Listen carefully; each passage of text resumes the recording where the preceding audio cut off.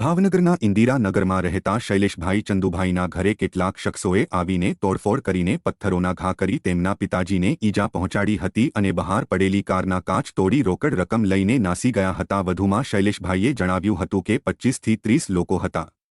આ બનાવની જાણ થતાં પોલીસ કાફલો દોડી ગયો હતો। હાલમાં ઈજાગ્રસ્તને સારવાર માટે હોસ્પિટલમાં ખસેડવામાં આવ્યા છે। જો કે પોલીસ ફરિયાદ નોંધાયા બાદ વધુ માહિતી પ્રકાશમાં આવશે। તોડફોડના કારણે મકાન અને કાર સહિતના વાહનોને નુકસાન પહોંચ્યું હોવાનું દ્રશ્યમાન થઈ રહ્યું છે।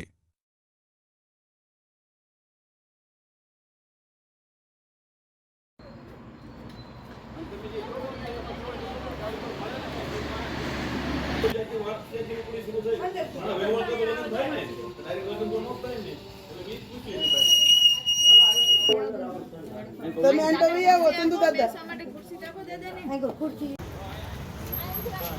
આ તો પડે નહીં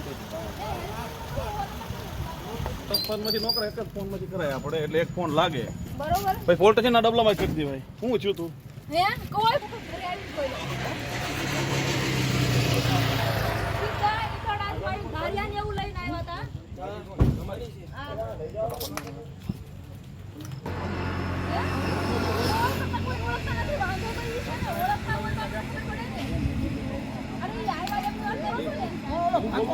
ચાલીસ થી 50 જણ આવ્યા કે એમને તો મારવા ન મળે કે શું છે ને કાંઈ એમ કાંઈ કરતા કાંઈ ખબર નથી એમને પૂછ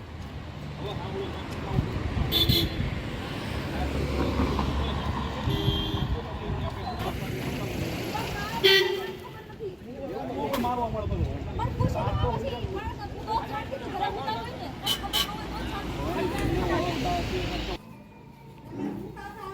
હું તો કાંઈ ખબર જ નથી અમે જો આ છોકરીને લઈને હું તો એમને બહાર નીકળી ને એમાં ખબર પડી ગઈ તમારા આમ તો એવું નથી લાલ ધરકા દવાખાના તમારે જે દવાખાના લઈ જવા હોય આપણે લઈ જજો પોલીસ ને આવશે કે ચિંતા કરતા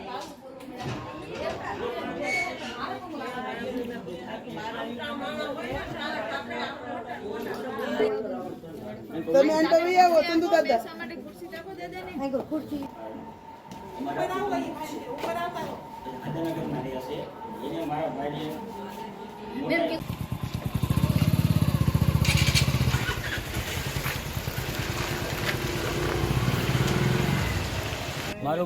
મારું નામ સોલંકી શૈલેષભાઈ ચંદુભાઈ, ઇન્દિરાનગર 1 નંબર 2 ની બાજુમાં આવારા તત્વો એક અમારા ગામનો રામદેવ દેવજીભાઈ સોલંકી અને એક ભાકો કરીને છે હાદાનગરના એવા આવારા તત્વો મારા ઘરે આવીને તોડફોડ કરી અને મારા પપ્પાને અને બધાને પાણાના એવા ઘા કરી અને માથાને એવું ફોડેલ છે અને આખા ઘરમાં નુકસાન કરીને લૂંટફાટ કરેલ છે। બહાર 4 વ્હીલ પડી હતી તો 4 વ્હીલના કાચ તોડી અને જે તે સમયે અમારે દવાખાને જવાનું હતું એની અંદરથી 5 લાખ રૂપિયા હોય એને જાણ મળવાથી કાચ તોડીને લઈને ભાગી ગયેલ છે। 25 થી 30 માણસો હતા, ધારિયા તલવાડીઓ અને 2 જણાએ બંદૂકો કાઢી હતી પણ એને એ બીકમાં ફાયરિંગ નહીં થયું હોય એટલે એ ભાગી ગયા। પછી શેરીવાળા બધા બહાર નીકળ્યા એટલે એ લોકો રોડે ગયા એટલે પોલીસને ભાળી અને એવડે ગાડીમાંથી તોડફોડ કરીને એની અંદર રોકડ રકમ જે કાંઈ હતી એ લઈને લૂંટીને ભાગી ગયા છે। પછી આગળની તપાસ તો પોલીસવાળાને ખબર, પોલીસવાળા અહીં ગાડી ગઈ તે શું કર્યું આપણને બહુ જાણવા નથી મળી ગયું।